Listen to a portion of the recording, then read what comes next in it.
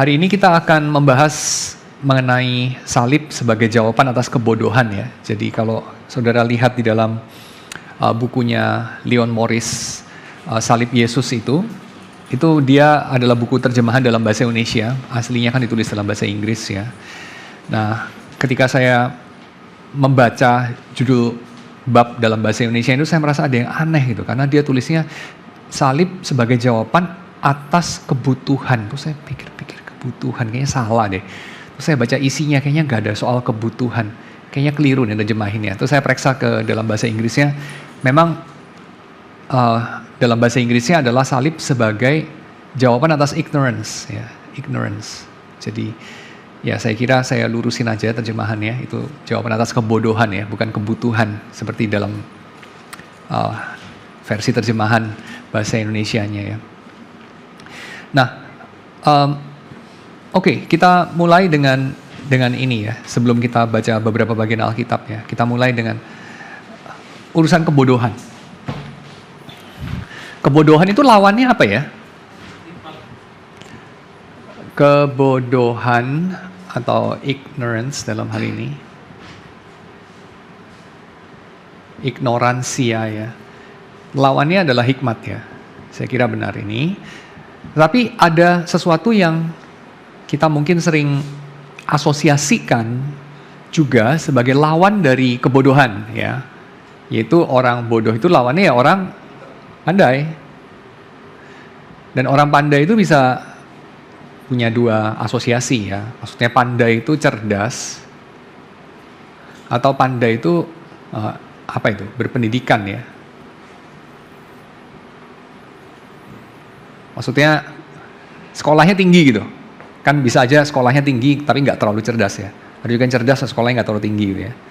Tapi orang-orang seperti itu pandai gitu ya. Tapi walaupun ini benar juga ya, pandai lawan bodoh gitu ya. Benar juga ya. Tapi ini bukan apa yang dimaksudkan sama Leon Morris di dalam bab ini ya. Jadi ini sekedar klarifikasi aja ya. Jadi kebodohan itu bukan kebodohan dalam arti bukan pandai gitu ya. Dalam arti bukan IQ-nya tinggi atau bukan pendidikan tinggi gitu. Bukan ya. Tapi kebodohan dalam arti itu kebebalan ya. Nanti itu akan dijelaskan lebih lanjut di dalam bagian bawahnya. Nah, tapi ini dia jelasin sedikit lebih panjang ya mengenai klarifikasi ignorance yang dia maksudkan itu jenis yang mana. Dia katakan orang modern itu menjunjung tinggi sekali pengetahuan dan pendidikan ya. Dan juga mungkin kecerdasan. Makanya orang-orang modern itu adalah orang-orang yang mungkin satu-satunya zaman kali ya. Kita itu invest penelitian soal susu gitu ya. Soal susu, khususnya susu formula buat anak-anak kecil. Lalu segala macam apa yang bisa bikin anak-anak kita itu kayak lebih pintar gitu. Bener gak sih? Kita itu suka kepancing sama iklan-iklan ya. Susu yang ini omega 3 apalah 6, 9 whatever. Yang bikin anaknya pintar gitu ya. Jadi kayak kalau anak gua makin cerdas itu makin seneng gua. Dan itu ada alasannya. Saya kira nggak bisa kita bilang itu salah juga ya. Kenapa? Karena itu adalah seperti pada masa lampau kalau anaknya gendut gitu ya. Kalau pada masa kini kayak anaknya gendut prihatin gitu, obesitas gitu kan. Tapi pada masa lampau di mana orang itu makan kurang ya, anaknya gendut atau perutnya gendut ya. Kayak kita tahu dewa-dewa dari kebudayaan Tiongkok kuno itu kan perutnya gendut-gendut ya. Nah itu kenapa gitu ya? Jawabannya karena banyak kurang gizi orang-orang itu kan. Jadi banyak makan tuh kurang gitu. Jadi kalau perutnya bisa gede itu berarti kan makannya cukup ya. Berarti itu tanda dia jauh daripada segala kesulitan hidup manusia yang pada umumnya gitu. Pada umumnya orang kurang makan, dia kelebihan makan gitu. Dewa harusnya kayak begitu gitu ya. Jadi kalau pada zaman kita menghargai otak yang pintar lebih daripada perut yang terisi penuh gitu. Karena kayak ngisi perut cukup gampang gitu ya. Tapi kayaknya bikin otaknya pintar agak lebih susah gitu. Jadi kita lebih menghargai yang itu. Dan pada dasarnya sama aja gitu. Kenapa kita menghargainya? Kenapa orang pada zaman dulu menghargai kalau perutnya penuh, orang zaman sekarang menghargai kalau otaknya pinter. Penandanya banyak gitu ya. apalah masih kecil-kecil juara catur gitu ya. Apalah main apa itu? Rubik's Cube, cepet gitu ya, sambil merem, sambil dilempar-lempar, cepet gitu ya. Kenapa sebegitu obses gitu dengan kecerdasan ya? Walaupun mungkin Rubik's nggak tentu kecerdasan dalam arti kayak IQ-nya tinggi juga, walaupun kalau IQ jongkok susah juga ya. Dan segala macam ya. Banyak lah, 1001 macam lah. Mulai dari apalah catur lah, Rubik's Cube lah, segala keterampilan-keterampilan yang practically sebenarnya nggak berguna gitu. Tapi menjadi penanda bahwa anak ini berpotensi. Dan itu buat kita sesuatu banget gitu ya. Atau pendidikannya tinggi gitu ya. Pendidikan tinggi gitu. Kalau zaman dulu lulusan SMA gitu, lama-lama lulusan S1 gitu, lama-lama master, lama-lama S3, lama-lama harus profesor ya.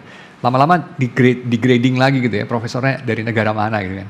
Atau PhD-nya dari negara mana gitu, atau dari sekolah yang mana gitu kan, dan segala macam. Jadi kita itu selalu punya cara untuk memilah antara manusia yang banyak itu, untuk kita pilah mana itu yang levelnya, grade-nya itu A dan B dan C gitu. Kira-kira gitulah. Dari zaman sekolah, sampai zaman udah kerja, sampai zaman udah pensiun pun, kita bikin grading. Manusia itu bikin grading. Dan itu yang kita grading itu apa sih sebenarnya? Dan kenapa kita itu grading sesuai dengan, atau kita sebegitu obses memakai kriteria pengetahuan dan pendidikan untuk grading manusia? Coba pikir apa? Simple sebenarnya. Power. It's all about power lah. Kalau zaman dulu kalau perutnya gede berantem menang gitu ya. Atau ototnya besar berantem menang. Kalau zaman sekarang ya ototnya besar ya, bisa berantem. Itu bayarnya nggak terlalu mahal sebenarnya. Sewa preman agak murah kan, sewa profesor lebih mahal ya, kira-kira gitu ya. Jadi intinya sama sih sebenarnya. Mau itu preman, mau itu profesor, mau itu pejabat, mau itu apapun ya. Common denominatornya adalah power. Ya, it's all about power. That's it. So, kenapa kita begitu terobsesi dengan anak-anak kita itu apalah, minum omega 3, 9, whatever. Pinter, kecil-kecil udah apalah, ikut sekolah coding gitu ya. Saya nggak against itu semua ya, silakan gitu. Cuman poin saya adalah kita masih tahu ini penanda apa. Kenapa masyarakat kita seobses itu dengan pengetahuan dan pendidikan. Simple ya, karena itu adalah cara kita survive. Cara kita survive. Itu adalah cara kita untuk mengenali siapa itu siapa dan kita invest apa kepada siapa, itulah. Ya. Jadi anaknya bodoh-bodoh ya udahlah, kasih makan kerupuk-kerupuk asal dia hidup nggak apa-apa lah gitu ya. Anaknya pinter kasih ciapo gitu kan. Kenapa? Ini investasi masa depan nih. Nanti gue pensiun, nanti gue udah sakit, lumpuh-lumpuh gitu kan. Dia bisa cari duit gitu kan. Jadi kira-kira gitulah. Investasi yang tepat kapan, kepada siapa, apa gitu. Nah itu. Ya, makanya perlu disaring-saring itu manusia itu ya, di grading-grading gitu ya. Pinter-pinter kasih dia kesempatan, bodoh-bodoh ya nggak gue bunuh aja udah mending loh. Kayak gitulah kira-kira ya. Nah ini sesuatu yang saya kira kita bisa maklumi ya, kita bisa maklumi mengapa orang modern so obses dengan pengetahuan dan pendidikan, karena tentu saja orang yang tahu tekniknya, orang yang tahu strateginya, orang yang pinter lah, let's say, mengalahkan orang yang ototnya besar gitu. Ya, gitu aja. Dulu waktu saya masih SMA itu ya, saya pernah sepanjang SMP sampai SMA kayak ditodong orang terus gitu ya. Dipalakin terus gitu. Lama-lama saya kesel juga gitu kan. Kok gue dipalakin terus gitu kan. Terus ikut bela diri gitu ya. Terus lama-lama saya pikir-pikir ya, ini ujungnya kemana gitu ya. Udah pada sakit-sakit tangan ya, dan segala macam kan. Ujungnya kemana gitu ya. Ujungnya ya nggak kemana-mana sebenarnya. Karena lu satu manusia lawan 3 manusia udah kalah gitu kan. Lu mau ilmu lu setinggi apapun ya, dikeroyok orang ya kalah ya. Kira-kira begitu ya. Cuma di film lah menang ya. Donnie Yen dikeroyok 10 Jepang yang menang ya. Di film ya. Dalam kenyataan, ya mungkin bukan nggak ada ya, ada, tapi mau berapa banding berapa sebetulnya. Berapa orang bisa melakukan itu? Gak banyak lah. Itu dalam imajinasi kita, di film. Dan lagi pula kamu sudah sukses melakukan itu dengan segala disiplin. Sebetulnya kamu bisa dikalahkan atau kamu ya Kamu masih kalah sama orang yang bisa bayar orang, kira-kira gitu. Ya, jadi sebetulnya ya menurut saya otot bagaimanapun kalah sama otak. Maka kita wajar banget ya melihat bahwa pendidikan dan pengetahuan itu sebegitu diberikan prioritas. Tapi pendidikan dan pengetahuan modern, kata Leon Morris, ini adalah pendidikan dan pengetahuan yang sifatnya atau karakteristiknya itu ya, teknik. Teknik ini bukan dalam arti kayak pendidikannya itu STEM gitu ya, science, teknik dan matematik itu. Bukan itu poinnya. Tapi teknik dalam artian ini adalah pengetahuan pendidikan untuk mencapai tujuan tertentu ya, yang ditakar dengan seberapa power yang Anda miliki gara-gara Anda punya science, Anda punya pengetahuan itu. Ya. Jadi kenapa orang modern sebegitu obses dengan pengetahuan dan pendidikan adalah karena dengan itu mereka bisa mencapai tujuan mereka. Ya, dengan itu kita mencapai tujuan kita. Jadi ini adalah apa yang Francis Bacon katakan dengan slogan dia, knowledge is power. Ya, knowledge is power. Tapi itu adalah a certain kind of knowledge gitu. A certain kind of knowledge. Dan tentu ignorance adalah lawan dari knowledge ya. Whatever kind of knowledge. Tapi that kind of knowledge itu ignorance-nya bisa diobati pakai ya ngeles lah, manajemen informasi yang lebih baik seperti yang dikerjakan Google gitu ya. Informasi kita begitu banyak berjibun, gimana cara nyaringnya? Oke, Google mengembangkan algoritmanya. Kita bisa manage itu dan kita punya power lebih. Yes. Dan itu berguna. Setuju banget saya. Saya tidak menghina itu. Sangat berguna, sangat penting, sangat strategis. Tapi itu kita menyaksikan tidak membawa kita lebih maju basically ya. Bahkan arguably lebih mundur daripada kita punya power yang kurang gitu. Jadi punya power lebih in terms of pengetahuan itu tidak tentu lebih baik. Kalau kita tidak punya sejenis pengetahuan yang lain. Jadi pengetahuan di sini kalau diartikan cuma sekedar begini. Saya punya tujuan, saya ini ada di titik A, saya mau ada di titik B. Lalu saya ingin tahu bagaimana cara mencapai titik B itu secepat-cepatnya, seefektif-efektifnya, sepasti-pastinya. Oke, saya perlu pengetahuan. Selain saya butuh materi ya, butuh modal, butuh waktu, butuh kekuatan, kesehatan, ya itu pasti. Tapi selain itu saya butuh caranya, know-how, saya butuh pengetahuan. Nah itu yang dicapai oleh pendidikan dari SD, dari playgroup ya even ya, sampai S3 gitu. Itu dipenuhi pakai itu. Gitu. Know-how, pengetahuan dalam arti teknik.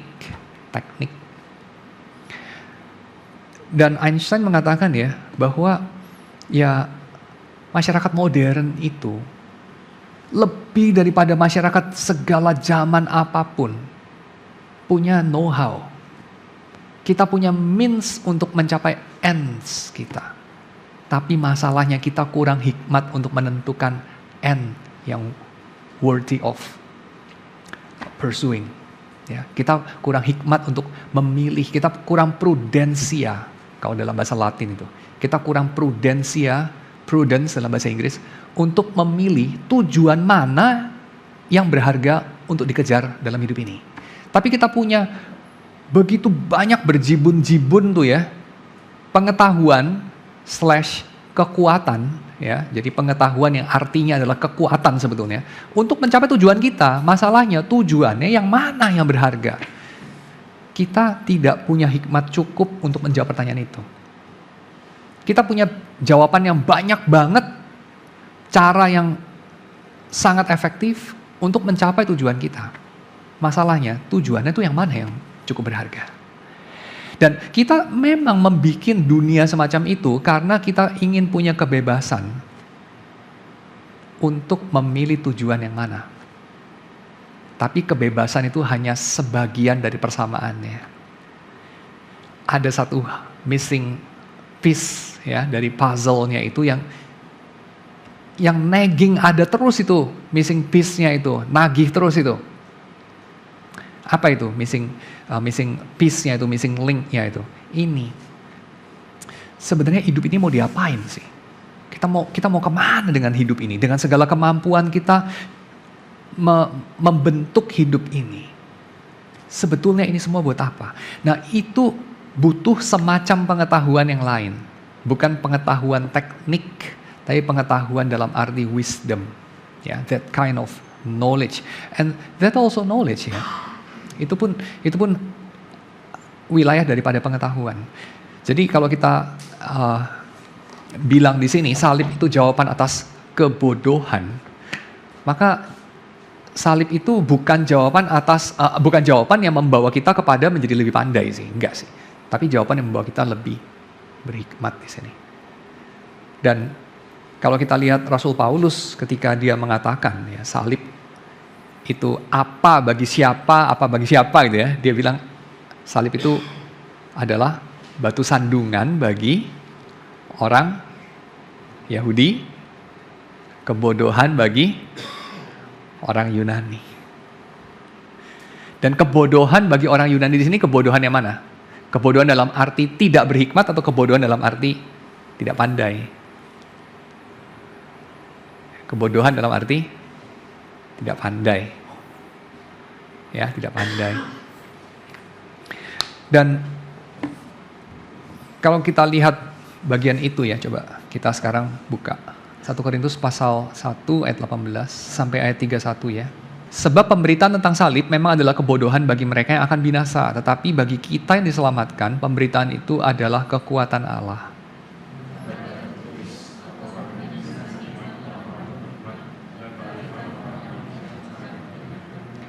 Di manakah orang yang berhikmat, di manakah ahli Taurat, di manakah pembantah dari dunia ini? Bukankah pembantah itu ini ya, ahli debat maksudnya ya. Bukankah Allah telah membuat hikmat dunia ini menjadi kebodohan?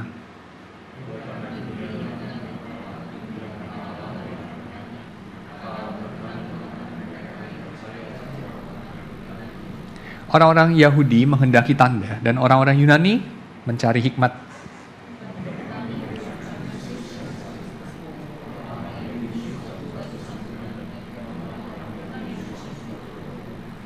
Tapi untuk mereka yang dipanggil, baik orang Yahudi maupun orang bukan Yahudi, Kristus adalah kekuatan Allah dan hikmat Allah.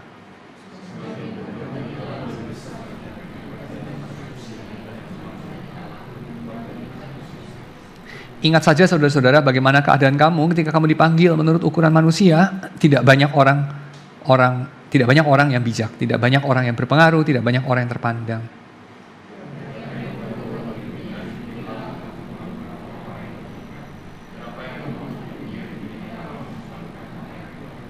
Dan apa yang tidak terpandang dan yang hina bagi dunia dipilih Allah, bahkan apa yang tidak berarti dipilih Allah untuk meniadakan apa yang berarti.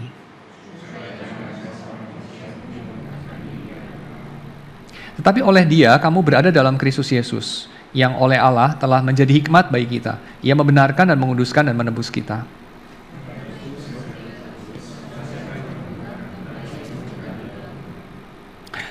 Oke, so di sini Paulus mengontraskan antara hikmat dunia ini dan hikmat dari Allah, kebodohan dalam tanda kutip ya, kebodohan dari Allah dengan yang bodoh dari dunia ini. Dan dunia ini definitely memandang salib sebagai kebodohan ya, dikatakan di situ. Dan yang bodoh dari Allah itu, Paulus menjawab mereka seturut dengan kebodohan mereka, saya rasa. Jadi dia pakai istilah mereka ya, yang bodoh dari dunia ini. Malah dipilih Allah untuk memalukan orang-orang berhikmat ya. Dipilih Allah untuk menunjukkan bahwa apa yang hina bagi dunia itu dapat meniadakan apa yang berarti ya. Dan lebih berhikmat daripada yang dipandang berhikmat oleh dunia ini. Dan ini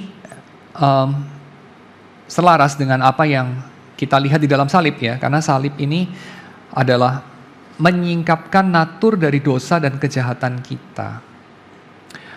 Orang yang memilih jalan berdosa di dalam perjanjian baru seringkali digambarkan sebagai orang yang tidak sungguh-sungguh mengerti apa yang dia lakukan atau dia pilih. Kita misalnya bisa lihat itu di dalam perkataan Yesus yang terakhir di kayu salib ya. Perkataan-perkataan yang terakhir maksudnya, bukan yang paling terakhir, tapi beberapa yang terakhir. Yesus berdoa kepada Bapanya, ampunilah dosa mereka, sebab mereka itu tidak tahu apa yang mereka lakukan. Ya. Jadi orang-orang yang menyalibkan Yesus, itu tidak akan menyalibkan Yesus kalau mereka sungguh-sungguh mengerti apa itu yang mereka lakukan. Ya. Bahkan iblis pun digambarkan oleh, kita udah bahas ya di dalam pertemuan-pertemuan yang kemarin, dibahas oleh para bapak gereja seperti misalnya Origen ya. Iblis pun itu bisa membunuh anak Allah karena ketidaktahuannya, karena kebodohannya. Ya. Jadi dunia ini mengapa bisa membunuh Yesus? Karena mereka bodoh, karena mereka tidak tahu. Jadi kalau saja mereka tahu, kalau saja mereka mengerti, mereka tidak akan melakukan itu. Ya, karena di dalam dua pertemuan yang sebelum ini ya, kita membahas teori-teori penebusan itu. Nah, salah satunya itu kan adalah teori Christus Victor ya, Christus Victor. Nah, di situ kita melihat bagaimana para bapak gereja awal itu menjelaskan lewat salib itu Allah memperdaya si jahat, Allah memperdaya dunia ini, musuh-musuhnya ya. Khususnya iblis lah, Allah memperdaya dia sehingga ketika dia menyangka bahwa dia sekarang membunuh anak Allah, dia bisa mendapatkan yang dia inginkan. Justru dengan cara itu dia mengalami kekalahan ya. So itu motif yang sama di sini. Salib itu adalah hikmat Allah. Salib itu menyembuhkan kita dari kebodohan kita. Dan kebodohan itu ada linknya dengan dosa. Tapi tentu bukan kebodohan sebagai lawan dari kepandaian ya di sini ya. Tapi kebodohan sebagai lawan dari hikmat gitu. Kebodohan ini ada hubungannya sama dosa. Sehingga nanti kebodohan ini ada hubungannya juga dengan pertobatan ya. Dan keselamatan.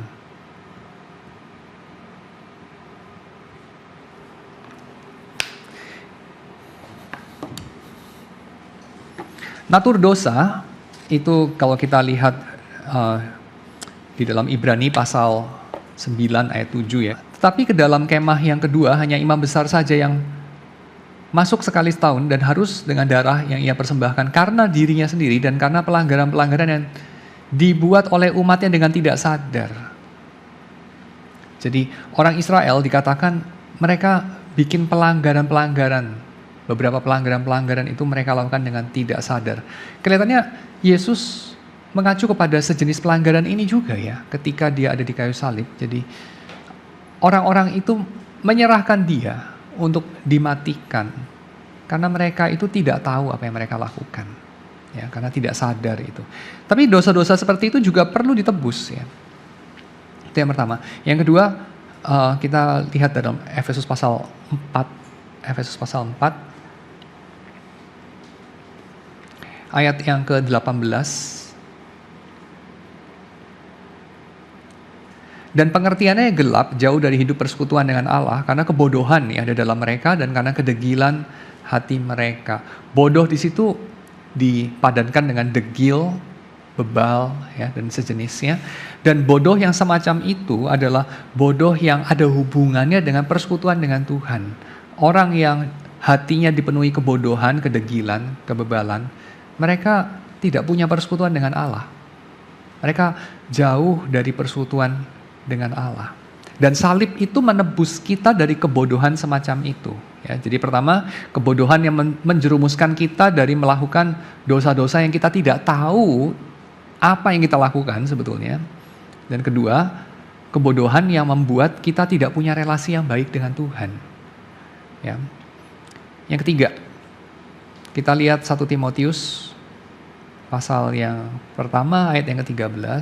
Aku yang tadinya seorang penghujat dan seorang penganiaya dan seorang ganas, tetapi aku telah dikasihaninya karena semuanya itu telah kulakukan tanpa pengetahuan, yaitu di luar iman. Jadi istilah pengetahuan di sini bicara mengenai lawan daripada kebodohan dalam arti kebebalan yang menjauhkan kita dari Tuhan, kebebalan yang menjauhkan kita dari mengetahui kenyataannya senyata-nyatanya. kebenaran sebenar-benarnya.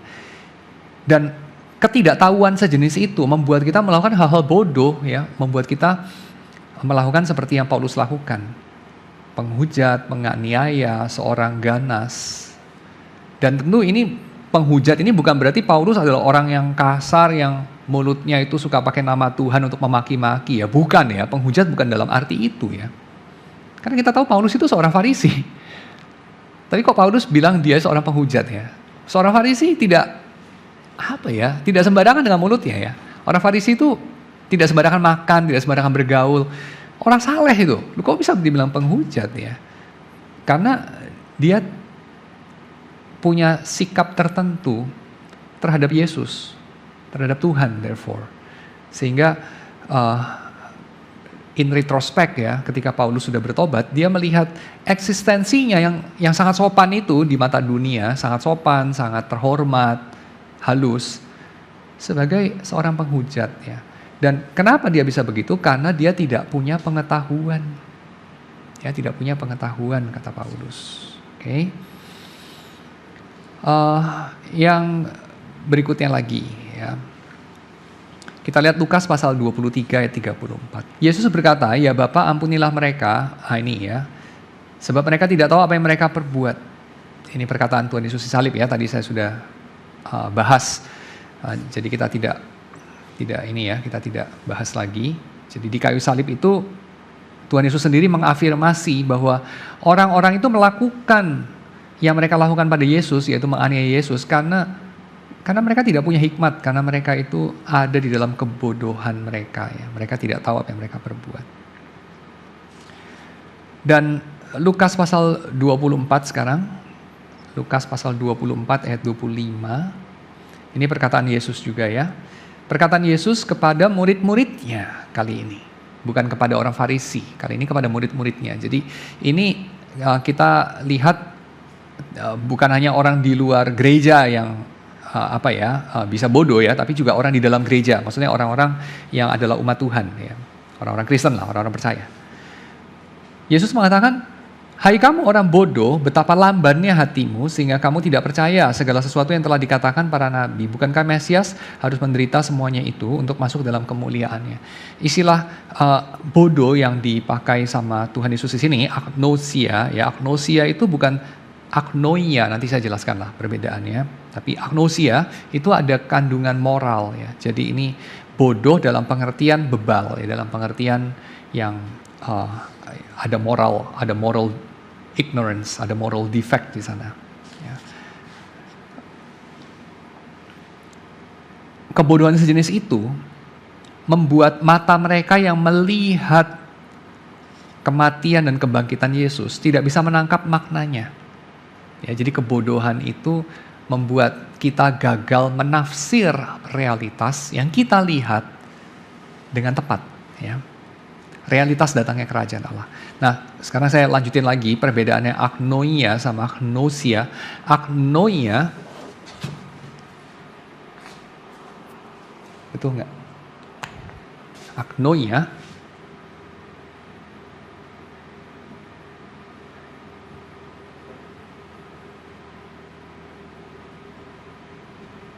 Agnoia ini adalah sejenis ketidaktahuan, ya, ignorance, yang sekedar karena belum tahu aja, ya. Bodoh karena belum tahu, bodoh karena belum lihat, belum mengalami, ya, karena belum dididik, ya. Ini bodoh karena ya bodoh gitu, kayak bodohnya anak kecil, kayak bodohnya new beginner, ya. Tapi agnosia itu adalah kebodohan karena bersikeras dengan arogansi, kebodohan karena kekakuan yang disebabkan oleh persoalan hati, ya. Jadi ini agnosia, ini adalah semacam kebodohan yang tercela, ya, kebodohan yang ada aspek moralitasnya di sana. Bebal lah kita bisa katakan kalau pakai bahasanya Amsal pasal 1 ayat 22, ya. Amsal kalau bilang orang bebal gitu kan, bukan orang IQ rendah, bukan orang yang belum tahu karena nggak ada informasi, nggak ada yang kasih tahu gitu, ya, bukan. Tapi orang yang menutup hati, orang yang menekan kebenaran dengan kelaliman ya. Itu istilah yang dipakai sama Paulus dalam Roma pasal yang pertama mengenai orang berdosa. Ya, orang berdosa yang menolak Tuhan, yang hidup seperti Tuhan itu nggak ada. Ya, orang berdosa yang hidup seolah-olah Tuhan nggak ada itu, mereka itu bukan tidak tahu bahwa Tuhan ada, tapi mereka sengaja tidak mau tahu. Ya, mereka itu dengan kelaliman menindas kebenaran. Nah itu, ya itu agnosia. Jadi beda sama agnoia. Pendidikan modern, pengetahuan modern itu addressing agnoia, bukan addressing agnosia. Bahkan semakin kita banyak tahu, kadang-kadang kita itu semakin bebal. Saya tertarik sama ada satu penelitian ya mengenai polarisasi politik. Bentar lagi 2024 kita masuk tahun politik lagi ya. Jadi studi mengenai seperti ini selalu menarik setiap 5 tahun gitu. Ada polarisasi politik terjadi di Amerika. Kita mengamati itu ya sejak tahun 2004-an kira-kira 2004 sampai sekarang itu. Semakin meningkat ya, ada eskalasi. Penyebabnya macam-macam lah, itu banyak dibahas ya, diantaranya sama Jonathan Haidt ya, dan juga para ahli yang lain ya. Dan salah satu daripada faktornya kenapa sejak tahun 2004 itu kemudian semakin meningkat adalah karena adanya internet. Jadi internet itu ya ada blessing, ada juga curse-nya. Dan internet itu membawa orang ke dalam suatu kemungkinan untuk mendapatkan berita-berita yang sudah tersaring.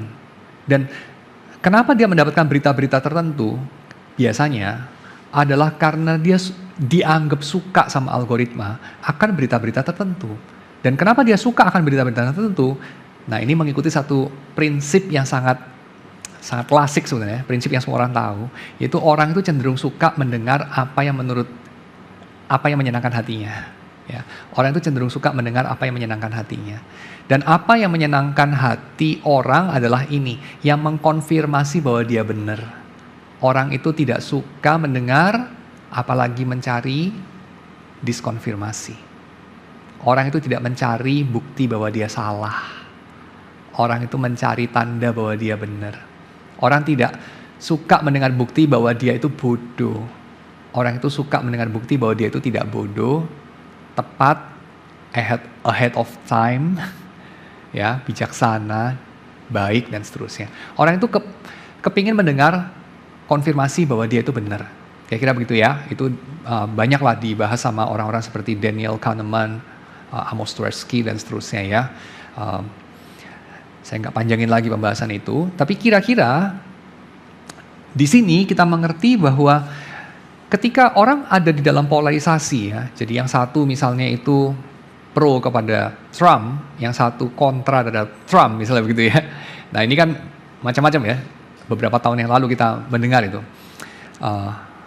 Hal-hal yang sungguh-sungguh tidak masuk akal buat kita di Indonesia gitu ya. Ada orang-orang yang percaya bahwa kayak nggak tahu lah, ada sekelompok orang-orang Demokrat itu ya, Hillary Clinton, Trump dan siapa-siapa itu.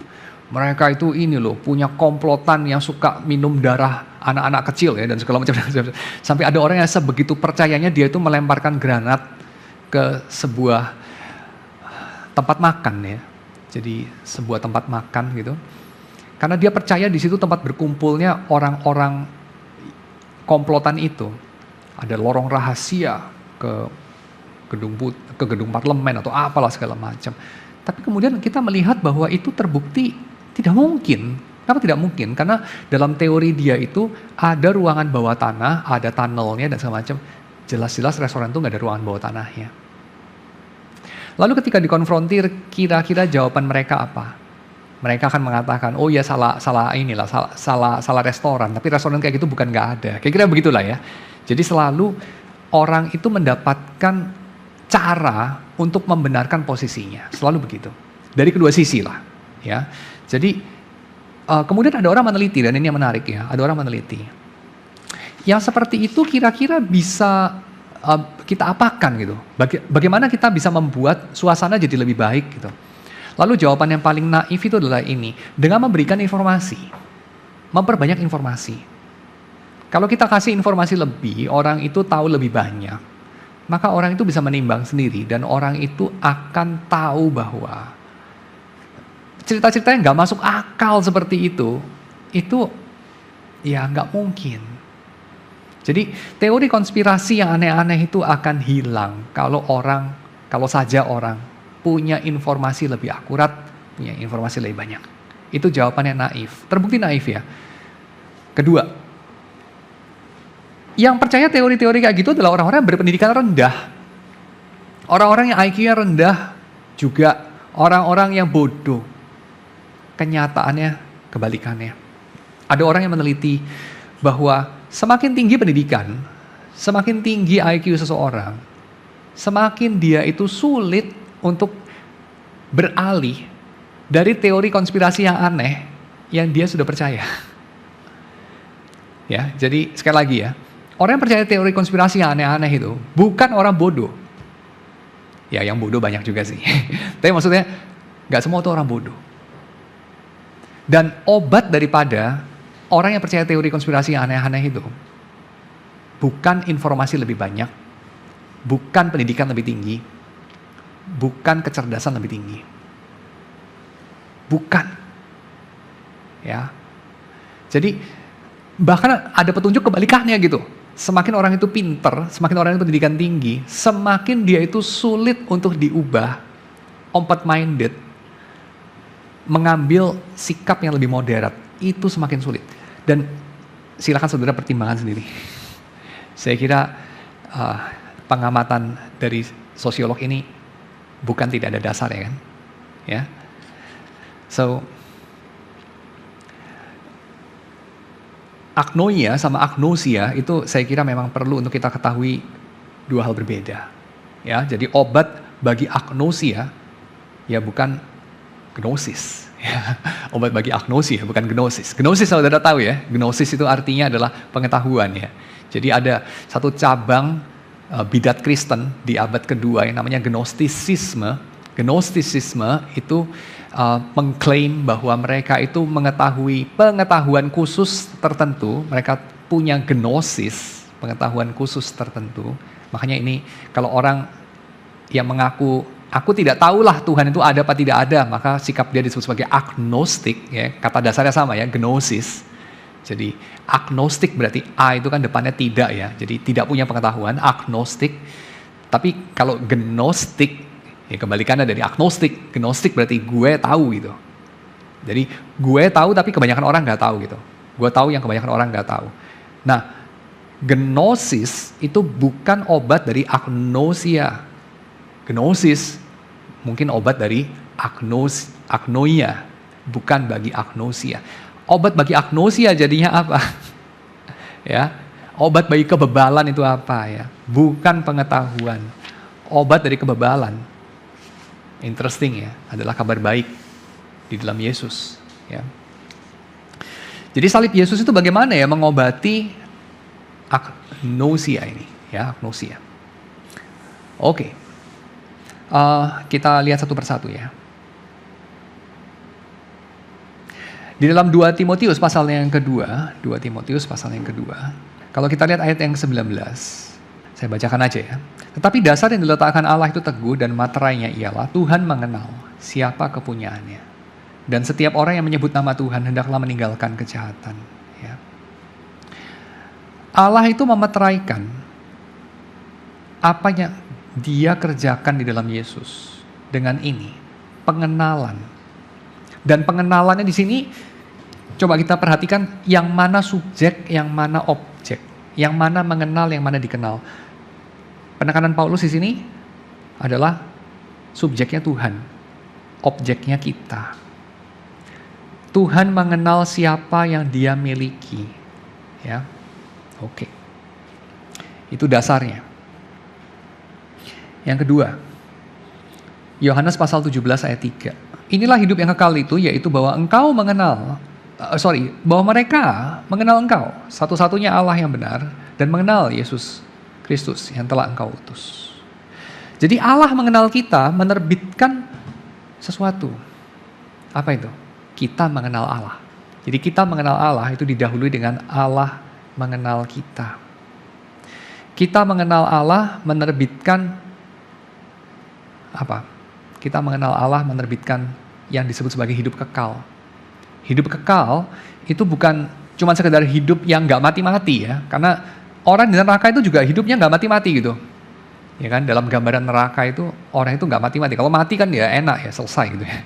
Justru di neraka itu orang itu hidupnya nggak mati-mati. Jadi hidup yang nggak selesai-selesai itu bukan hidup kekal ya. Hidup kekal itu adalah hidup bersekutu dengan Allah. Hidup di dalam kebahagiaan yang kekal. Nah itu.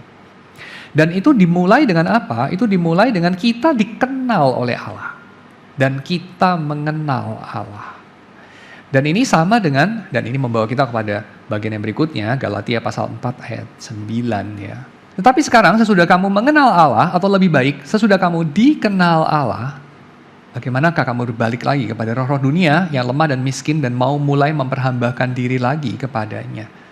Yang disebut oleh Paulus dengan roh-roh dunia yang lemah dan miskin yang ingin memperhamba kamu adalah Injil palsu itu ya. Yang terkandung dalam Injil palsu. Yang ingin memperhamba mereka dengan apa itu ya? Dengan legalisme dari Yudaisme, legalisme dari perjanjian, legalisme dari penghayatan orang Yahudi terhadap perjanjian lama. Ya, nah itu yang mau diperangi sama Paulus di sana. Kenapa? Karena mereka itu sudah memiliki yang ingin dimiliki oleh umat Tuhan dalam perjanjian lama, tapi gagal. Apa itu? Mengenal dan dikenal oleh Allah, hidup bersekutu dengan Allah. Dan di dalam salib kita memiliki ini semua ya. Di dalam salib kita memiliki satu, Allah mengenal kita.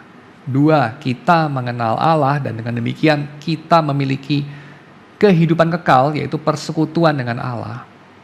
Ya. Yang ketiga, di dalam salib itu kita dapat mengasihi Allah. Mengenal Allah itu berarti kita bisa mengasihi Allah. Misalnya, kita lihat ini di dalam 1 Yohanes pasal yang keempat ayat yang ke-7 ya. Saudara-saudaraku yang kekasih, marilah kita saling mengasihi sebab kasih itu berasal dari Allah. Dan setiap orang yang mengasihi lahir dari Allah dan mengenal Allah. Setiap kita yang mengasihi, baik mengasihi Allah maupun mengasihi sesama, kita itu punya tanda dari kasihnya kita itu, kita punya tanda bahwa kita itu lahir dari Allah. Dan kita itu mengenal Allah. Ya. Jadi, dikenal, mengenal, bersekutu, memiliki hidup kekal dalam Allah, itu ada hubungan dengan kasih. Ya. Yang berikutnya,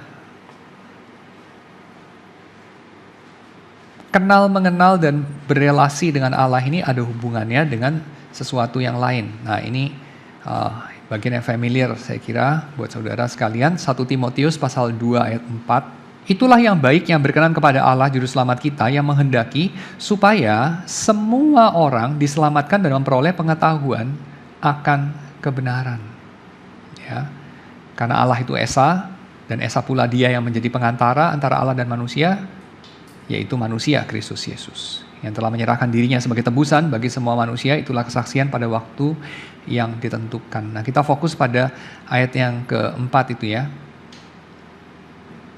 Allah itu menghendaki supaya semua orang diselamatkan dan memperoleh pengetahuan akan kebenaran ya. Jadi diselamatkan itu berarti memperoleh sejenis pengetahuan, memperoleh hikmat. Jadi diselamatkan itu bukan cuma sekedar ya lu diselamatkan ya udah gitu, lu nggak dimurkai Allah itu enggak.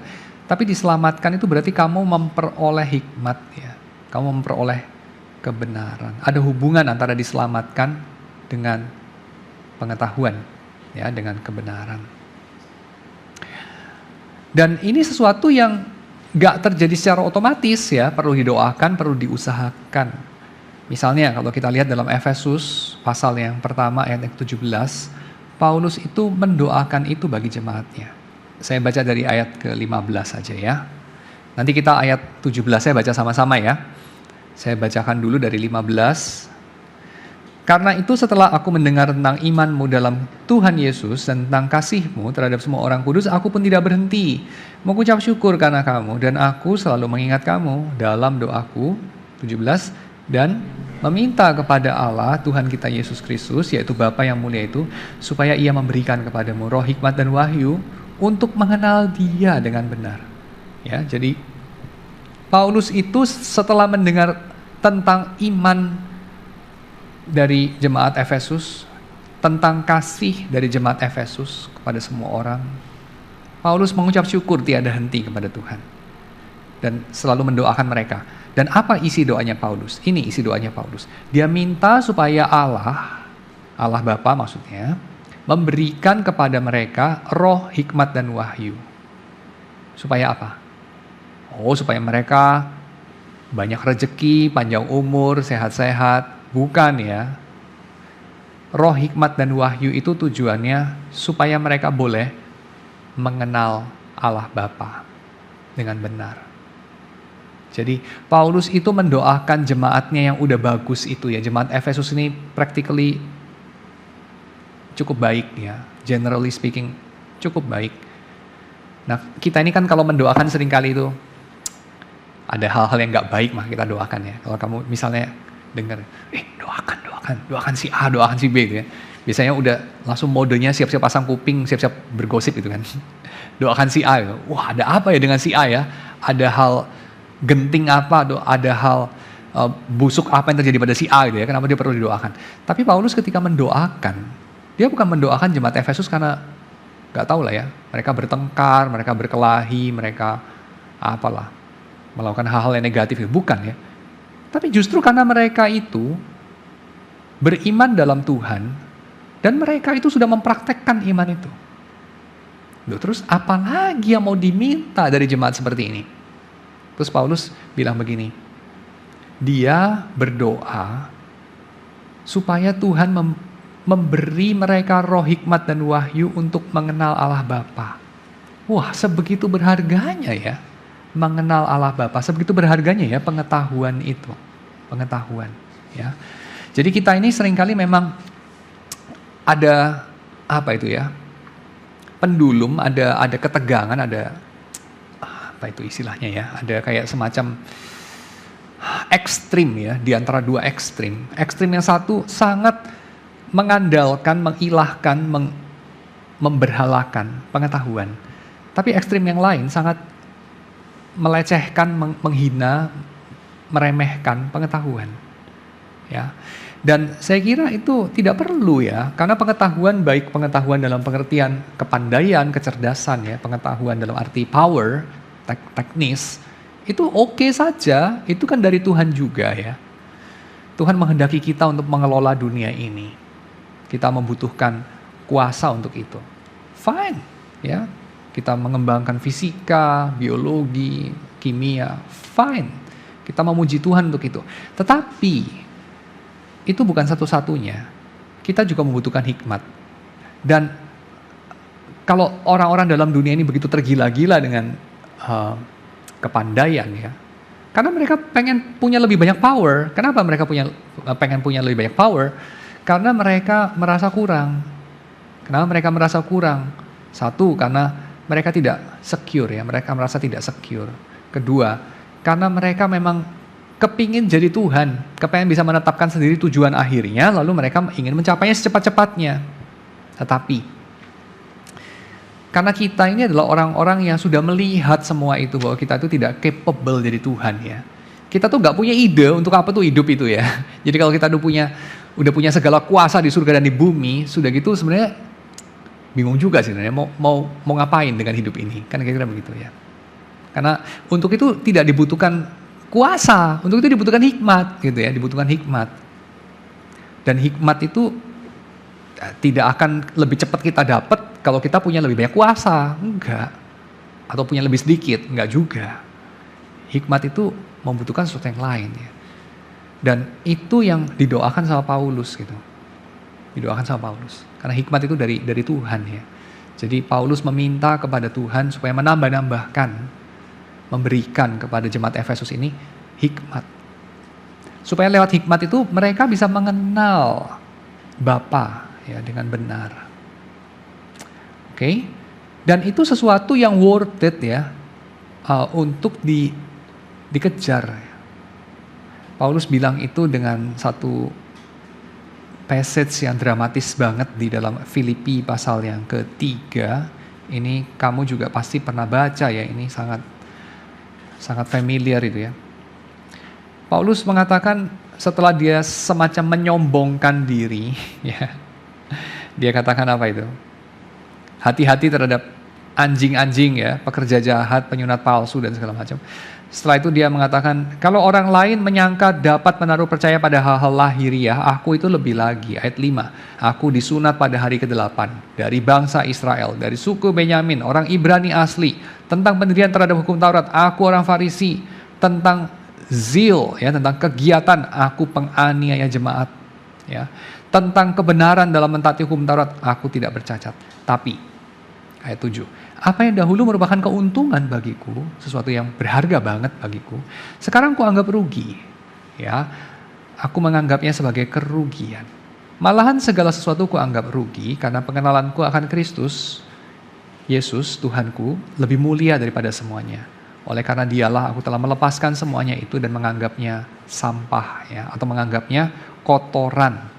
Jadi Paulus pakai istilah yang kasar dalam bahasa Yunani sehingga penerjemah TB 1974 ini menghaluskannya ya, karena kurang cocok gitu untuk ngomong kata-kata yang diterjemahkan jadi sampah di sini gitu, di mimbar ya, kurang cocok ya, karena itu dalam bahasa Yunaninya itu adalah tai ya, tai ya. Gua anggap tai, kira-kira begitu Paulus bilang. Kurang cocok ngomongnya di mimbar, untung saya nggak ngomongnya di mimbar tapi di meja ya. Supaya aku memperoleh Kristus ya. Apa yang dianggap tai sama Paulus? Ini. Aku adalah orang yang disunat pada hari ke-8, bangsa Israel, dari suku Benyamin, orang Ibrani asli, dan segala macam ya. Sesuatu yang begitu dihormati, dihargai sama orang Yahudi. Dia dari Trahmana ya. Dan dia bukan hanya sekedar dari Trahmana, tapi memang menghidupinya gitu. Ya. Mengenai zeal, aku itu penganiaya jemaat, tentang kebenaran dalam mentaati hukum Taurat, aku tidak bercela. Segala kebanggaan Paulus itu ya, prestisius sekali yang Paulus miliki itu. Tapi dia menganggapnya tai gitu. Kenapa? Karena dia bandingkan dengan pengenalan akan Kristus. Ya, sekali lagi pengenalan, pengetahuan. Oke, tapi pengetahuan, walaupun itu sesuatu yang sangat berharga, sangat tinggi, kita tadi udah lihat semuanya ya. Tapi pengetahuan itu bisa berpotensi juga, masih dalam surat Korintus pasal 1 Korintus pasal yang ke-8, ayat yang pertama, berpotensi untuk membuat sombong. Ini ayat bisa ditafsirkan macam-macam ya, tapi saya ini aja lah, bahas simpelnya aja ya. 1 Korintus pasal 8 ayat 1 ya. Saya bacakan, tentang daging persembahan berhala kita tahu, dalam tanda kutip. Nah ini, kenapa dalam tanda kutip? Kelihatannya ini Paulus sedang mengutip siapa? Mengutip orang yang menulis surat kepada dia sebelumnya. Jadi 1 Korintus ini surat balasan ya. Jadi sebelumnya itu orang Korintus tulis surat sama dia. Kelihatannya dia lagi ngutip mereka. Tentang daging persembahan berhala kita tahu, kita semua punya pengetahuan. Lalu Paulus kasih dia punya tanggapan atas kutipan itu. Pengetahuan yang demikian membuat orang menjadi sombong, tapi kasih membangun. Jika ada seseorang menyangka bahwa ia punya sesuatu pengetahuan dalam tanda kutip, again, definisi mereka, maka ia belum juga mencapai pengetahuan sebagaimana yang harus dicapainya. Tetapi orang yang mengasihi Allah, ia dikenal oleh Allah. Again, motif itu ya, dikenal Allah, mengenal Allah. Tentang hal makan daging persembahan berhala kita tahu tidak ada berhala di dunia. Kutipan lagi ya, ini kutipan dari yang tulis surat sama Paulus ya. Tidak ada berhala di dunia, tidak ada Allah lain daripada Allah yang Esa. Ini semua benar kan? Itu semua argumen mereka sehingga membuat mereka itu abusing kebebasan mereka. Mereka makan daging persembahan berhala di kuil berhala. Ya, mereka bersekutu dengan berhala. Oke, saya nggak panjang lebarin bahas 1 Korintus karena itu ya bisa komplikasi sendiri. Ya. Cuman idenya kamu sudah dapat ya, bahwa Paulus bukan menyalahkan itu, bukan menyalahkan bahwa kita semua punya pengetahuan. Ya, yang dikatakan sama orang Korintus kepada dia. Paulus tidak menyalahkan itu. Jadi artinya pengetahuan itu sesuatu yang pengetahuan yang baik di sini ya. Jadi bukan pengetahuan sekedar teknik ya, tapi pengetahuan dalam arti hikmat.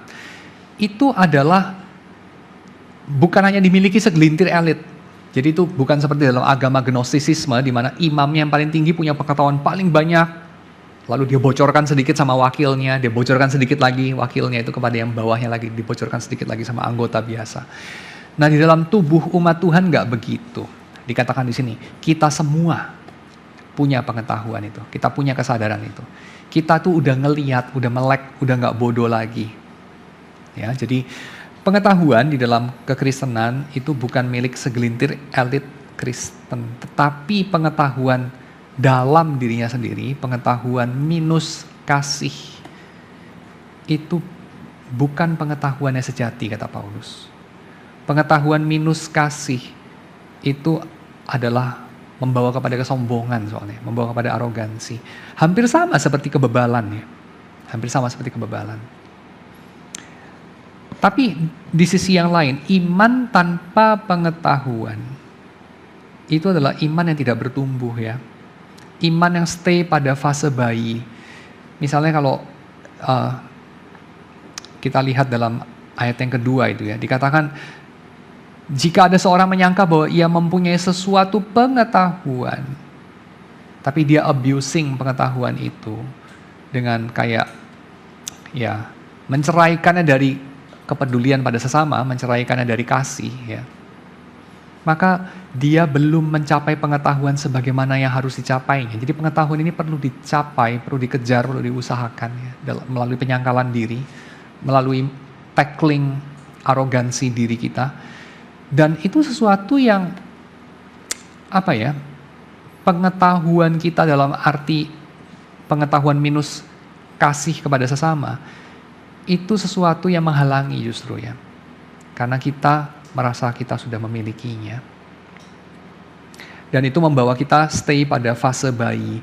Dan tidak peduli apakah kita itu memiliki iman, dalam arti memiliki percaya kepada berita Injil.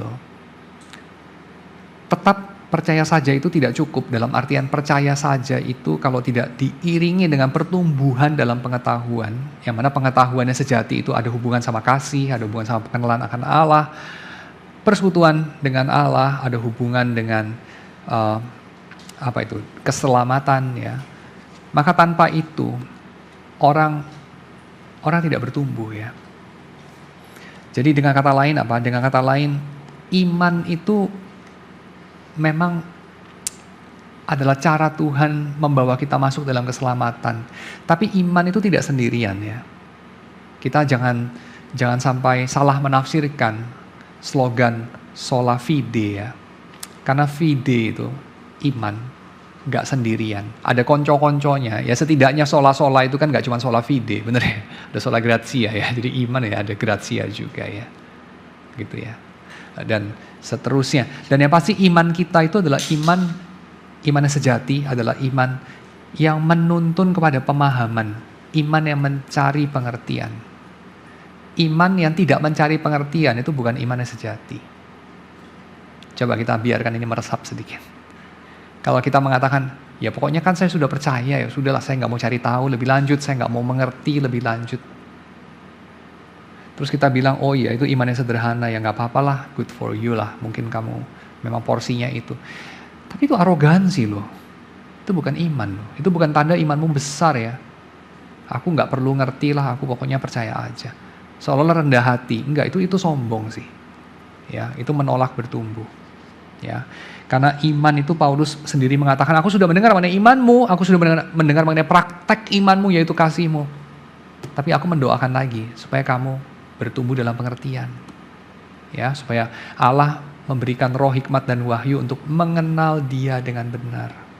So, ya saya kira iman perlu mencari pengertian ya.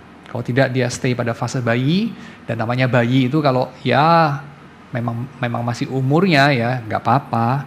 Tapi kalau sudah 10 tahun masih bayi itu ada yang salah dengan itu ya. Jadi orang baru bertobat kemarin ya, baru bertobat setahun lah gitu ya. Lalu pengertiannya masih cetek ya itu nggak apa-apa sih. Tapi kalau sudah bertobat 10 tahun, 20, 30 tahun ya, itu imannya masih cetek ya, itu namanya arogan sih, ya saya kira ya. Itu nggak bisa dibenarkan, itu bukan sekedar kategori apa ya, kecerdasan gitu ya, itu kategori moral.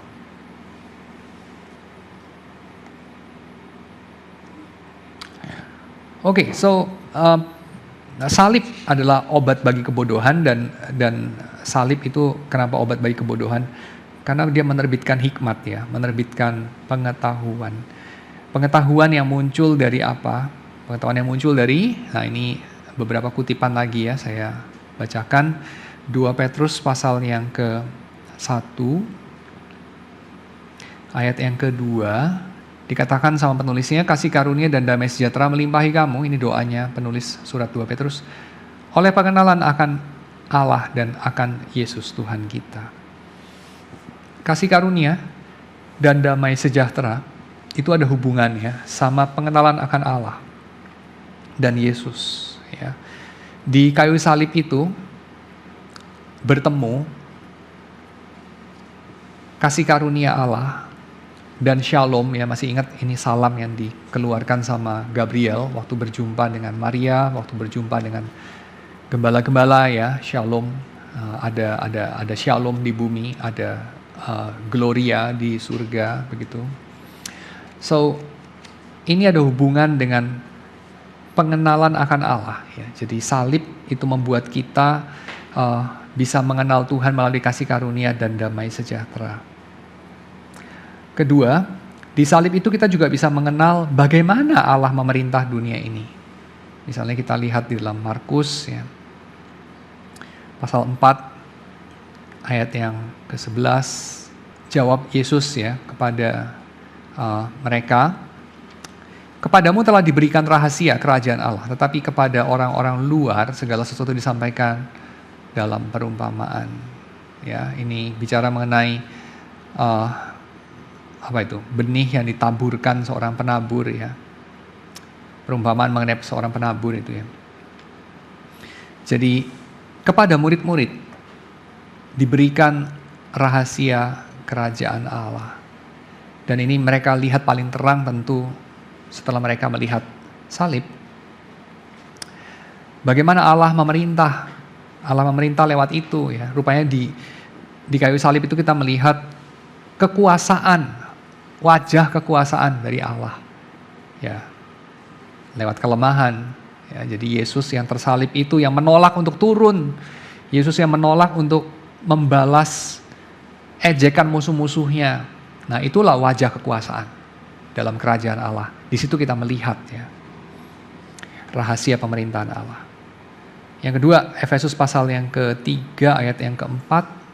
Apabila kamu membacanya, ya membaca apa itu? Membaca apa yang Paulus tulis dalam Efesus pasal yang ke-1 dan ke-2. Ya. Kamu dapat mengetahui dari tulisan itu pengertianku akan rahasia Kristus.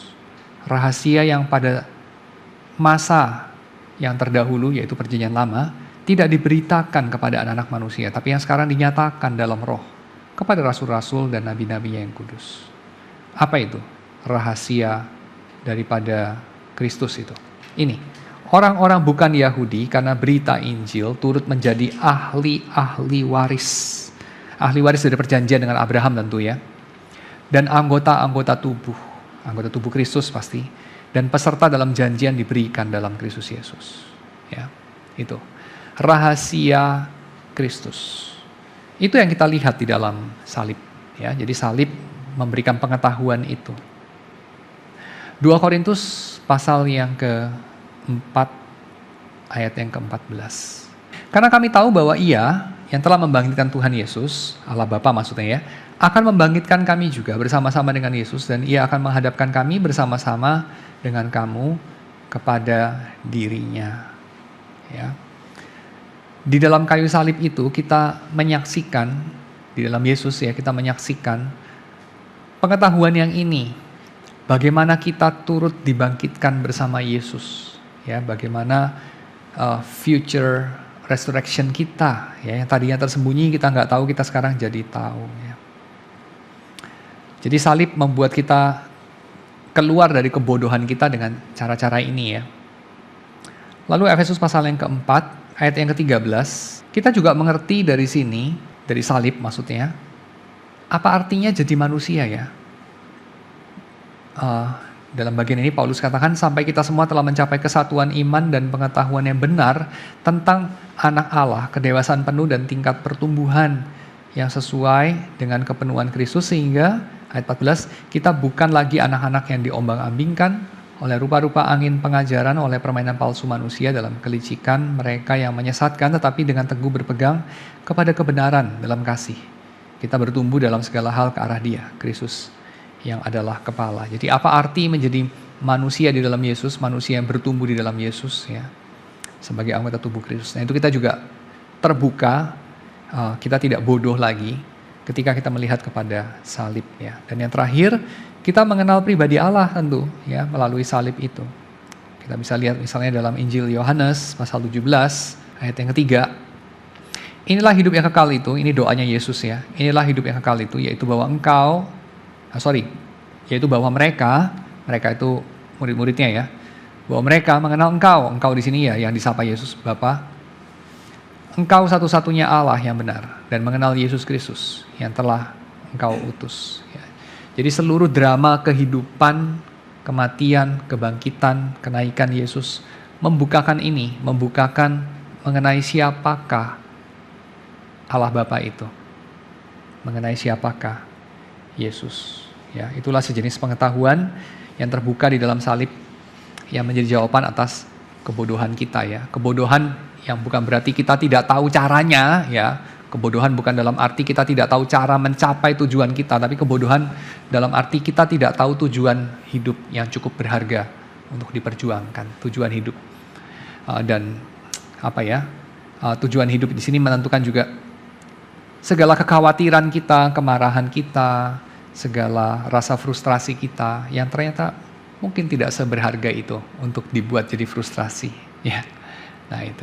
Untuk penginjilan contohnya, itu biasanya kan kita menginjili bahwa kita selalu penginjilan tuh kita selalu beritakan bahwa Yesus mati di kayu salib dan seterusnya karena Yesus bangkit.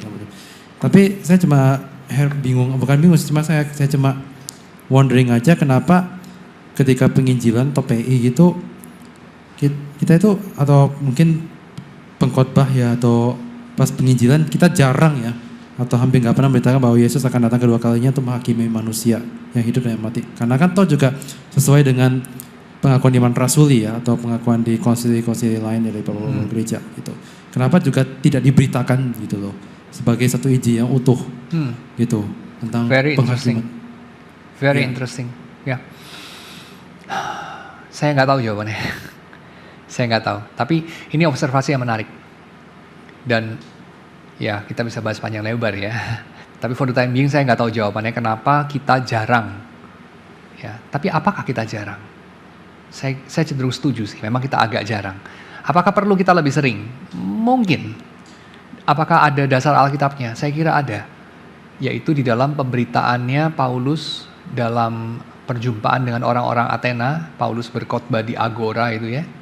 Dia ada bicara mengenai Allah telah menentukan waktunya pada satu hari, dia lewat membangkitkan seseorang dari antara orang mati, ya. Jadi lewat orang itu dia akan menghakimi semua umat manusia. Jadi ada bicara mengenai penghakiman akhir. Lalu juga Petrus, ya, Petrus ada bicara itu di hari Pentakosta khotbahnya.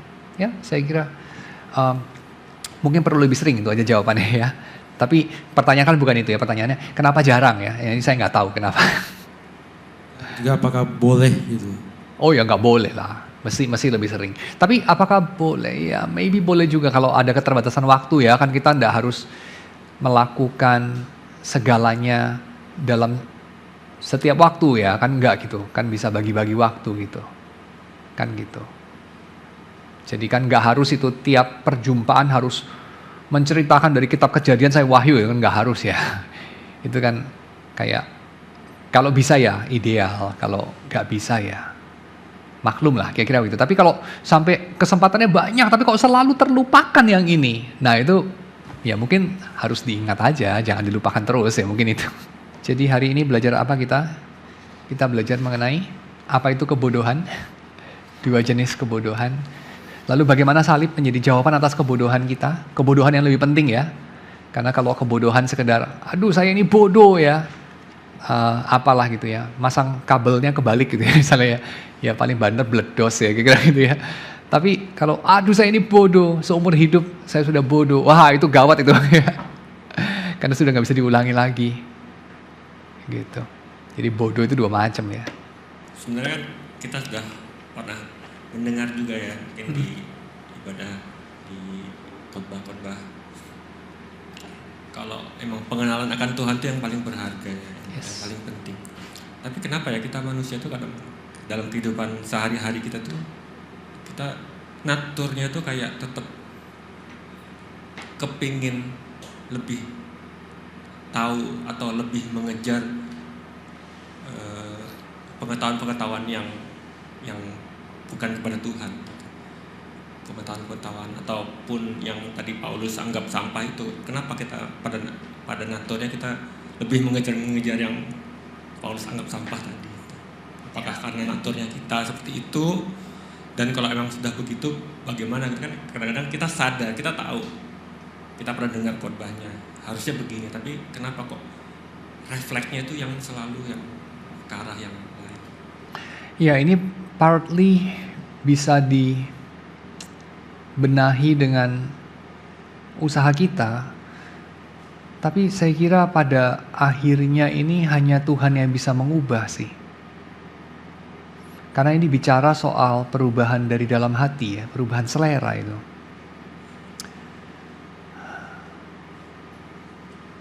Kira-kira gini deh, saya coba kembalikan kepada pengalaman hidup saudara sendiri ya. Saudara sendiri pernah mengalami perubahan itu sejauh mana gitu? Perubahan diri, perubahan yang betul-betul dari dasar hati gitu. Perubahan yang menyangkut suka tidak suka. Apa yang tadinya sangat disukai, lalu kemudian pelan-pelan kita mulai melihat itu nggak seseru itu. Lalu pelan-pelan kita melihat itu ada jahatnya juga. Lalu pelan-pelan kita mulai malu, kok gue dulu suka begitu. Lalu pelan-pelan kita mulai muak, lalu pelan-pelan kita mulai marah gitu ya. Terus pelan-pelan kita boro-boro suka gitu ya, loh marah gitu. Nah itu misalnya aja lah ya, saya kasih satu contoh yang konkret gitu ya. Misalnya dulu kita itu suka ngerjain orang gitu. Ngerjain orang, memperlihatkan orang ini bodoh karena kita jebak terus dia kemakan jebakan kita gitu. Kelihatan dia bodoh ya, kelihatan dia lemah, kelihatan dia cupu banget dan segala macam gitu. Terus kita happy gitu, happy-nya itu kayak genuine gitu, ketawa, wickedly ketawa gitu ya, kayak lo gue kerjain gitu dan kemakan gitu. Terus pelan-pelan kita melihat kekanak-kanakan sekali ya begitu ya. Terus pelan-pelan kita mulai malu, aduh kalau dikasih lihat videonya, lu dulu kayak gini loh kelakuannya. Aduh malu banget gue gitu ya, pengen itu bisa di-delete dalam hidup gue selama-lamanya gitu ya. Terus lama-lama kita jadi mulai muak gitu dengan kelakuan-kelakuan seperti itu. Kita muak sama versi diri kita 20 tahun yang lalu gitu. Terus lama-lama bukan cuma muak, kita marah gitu. Nah saya rasa ya, saudara pasti pernah mengalami toh ya. Mungkin bukan contoh yang sama, tapi contoh yang lain gitu ya. Hal-hal semacam itu. Pernah nggak mengalami? Nah kalau pernah mengalami, saya kira ini jawabannya juga sama ya. Kita telusuri, kok bisa mengalami perubahan itu? Apa saja yang diperlukan? Ya saya kira di satu sisi ada usaha kita, tapi di sisi yang lain pada akhirnya itu adalah karena Tuhan yang melakukan perubahan. Benar gak sih? Pada akhirnya Tuhan yang melakukan perubahan. Tapi ya tentu dimanapun Roh Kudus itu bekerja, dia membuat manusia bekerja juga, kata O. Northmans. Jadi pekerjaan Tuhan dan manusia ini gak perlu dibenturkan, kira-kira gitu ya. Karena pekerjaan Roh itu justru mengaktifkan, menghidupkan. Jadi aneh kalau kemudian, oh ini Tuhan yang bekerja supaya Tuhan bekerja, saya tidak boleh bekerja, saya harus pasif. Itu aneh sekali, karena pekerjaan Tuhan itu justru membuat kamu aktif itu. Kalau kamu tidak aktif itu namanya Tuhan tidak bekerja, ya kayak gitu ya. Karena Tuhan tidak bekerja sepertinya ya di dalam hati Kim Jong Un misalnya gitu ya. Kayaknya dia tahun demi tahun gitu-gitu aja gitu. Tuhan kayaknya nggak pernah bekerja dalam hatinya Adolf Hitler gitu ya. Soalnya sampai mati dia kayaknya gitu-gitu aja terus. Misalnya gitu ya. So, ya saya setuju. Prestis, pengakuan, apalah segala macam itu ya. Yang Paulus sebutkan itu. Sampah semua itu kan. Tapi kok otomatis kita kepingin gitu ya. Kayak kurang diakui gitu ya. Terus kepicu gitu. Jadi kiasu gitu ya. Jadi pengen menang gitu ya. Takut kalah gitu, segala macam. Ya, saya setuju. Kita memang suka makan sampah ya kadang-kadang ya. Jadi kalau kita bicara tentang hikmat atau pengetahuan, supposedly kalau kita semakin mengenal Kristus, kita mendapat hikmat Kristus yang memang mungkin ya beda sama hikmat dunia, kan harusnya kita makin berjalan berirama itu mungkin makin mudah untuk mengambil decision gitu ya Pak ya. Tapi ya seringkali yang saya alami itu adalah ya doubt atau keraguan itu tuh tetap ada gitu untuk hal-hal yang dari hal yang sepele sampai mungkin keputusan-keputusan yang cukup life changing gitu, itu tetap ada gitu. Nah, ya memang sih mungkin ada perbedaan ya Pak ya antara doubt-nya ketika belum kenal Kristus atau enggak gitu. Tapi gimana ya Pak ya? Apakah itu tuh sesuatu memang yang alami ya, maksudnya kayak ya memang semua orang Kristen akan selalu kayak gitu ya, karena kita kan tension, kita masih di dunia dengan dosa yang juga godaan yang juga terus ada dalam sekitar kita gitu. Atau sebenarnya ada satu penghiburan Pak, kalau misalnya semakin kita itu menyangkal diri walaupun kita ragu, kalau misalnya itu adalah sesuatu yang bukan untuk kepentingan kita, ya berarti itu lebih, ya itulah jawabannya gitu. Jadi kita nggak perlu ragu memilih yang mana gitu. Bisa ditangkap nggak ya Pak? Ya. Jadi saya kira ini kompleks ya, ada hubungan dengan pembawaan atau disposisi pribadi orang yang bisa beda-beda. Ada orang yang decisif banget, ada orang yang indecisif banget gitu ya. Jadi orang yang indecisif banget ketika dia bertobat jadi Kristen ya, saya kira dia tidak akan lebih decisive daripada orang yang pembawaan dari bayinya itu udah decisive gitu ya. Jadi kayak ada orang yang tegas gitu, memutuskannya dengan cepat. Seringkali juga keliru ya, atau tepat juga gitu ya. Tapi ada orang yang begitu yakin dengan dirinya dan keputusannya gitu. Dan ketika dia bertobat ya dia akan jadi orang Kristen yang lebih decisive juga sih. Seperti itu saya kira ya. Jadi pertama ada faktor pembawaan pribadi. Kedua, tentu ada faktor kenapa milih begitu. Ya, ketika kita masih bodoh, ketika kita masih ada di luar Kristus, ketika kita masih di dalam dosa ya, saya kira pertimbangan-pertimbangan kita itu ya tidak jauh, tidak lain adalah diri kita sendiri gitu. Jadi kayak kenapa kita memutuskan itu, atau kenapa kita tidak kunjung memutuskan, karena alasannya takut rugi, misalnya gitu kan. Jadi kenapa indecisive? Karena takut rugi. Tapi kenapa decisive banget? Pokoknya enggak gitu ya. Karena udah jelas-jelas rugi, jadi kita nggak mau pilih itu, kayak gitu kan. Jadi sama itu, bisa dipengaruhi. Pertama karena pembawaan. Tapi kalau soal pembawaan itu saya kira tidak ada muatan moralnya ya. Jadi kayak orang yang peragu dan orang yang cepat memutuskan. Tidak berarti yang cepat memutuskan itu lebih rohani daripada yang peragu gitu. Karena itu pembawaan aja gitu. Ya. Tapi di sisi yang lain, yang lebih penting adalah alasannya kenapa. Dan kita lihat di dalam Kristus, setelah kita bertumbuh dan ketika kita masih dalam dosa itu beda sekali sih. Karena Kristus memberikan alasan dan Roh Kudus menumbuhkan sifat-sifat yang dulunya nggak ada, yaitu misalnya kita mulai memikirkan diri saya ini hanya satu di antara 8 miliar manusia, dan saya harus mengasihi orang lain seperti saya mengasihi diri saya sendiri gitu, dan saya harus mengasihi Tuhan di atas semuanya, dan itu berarti tidak harus diri saya diutamakan misalnya begitu kan, walaupun juga tidak harus didiskriminasikan gitu ya. Jadi ya kita kemudian bisa mulai menimbang segala sesuatu dari sisi-sisi yang sebelumnya kita nggak pernah nimbang gitu. Karena kita selalu nimbangnya dari diri sendiri aja. Sekarang kita nimbangnya dari perspektif lebih luas gitu. Tapi kenapa masih ragu ya? Nah ragu ini kan bisa kita lihat tadi ya, udah kita inventarisasi. Satu ya karena mungkin pembawaan gitu ya. Kedua mungkin ya masih ada pertimbangan-pertimbangan yang duniawi dalam tanda kutip begitu ya, sehingga ragu mengambil keputusan yang benar. Tapi apakah pokoknya demi orang lain pasti benar, tapi yang bukan demi diri sendiri pasti benar gitu? Gak tentu juga sih, ya gak tentu juga. Kenapa? Karena kalau demi orang lain, kita mesti lihat dulu, apakah itu membuat orang lain itu menjadi lebih baik apa tidak juga. Karena kadang-kadang demi orang lain tuh cuma sekedar menuruti ego dari orang lain. Nah itu kan mungkin juga di sisi kita adalah kita tidak mau battling dengan perasaan bersalah atau perasaan malu. Jadi terus kita ya pokoknya gue menomor 20-kan diri gue, udah aman deh. Ya pasti ini bukan demi gue gitu. Tapi terus demi siapa? Pada akhirnya mungkin demi orang lain yang cuma sekedar apa ya, nggak tahu, manja mungkin atau egois mungkin, atau jadi kita menempatkan diri sebagai keset itu ya, itu kadang-kadang lebih gampang loh, kadang-kadang lebih gampang gitu.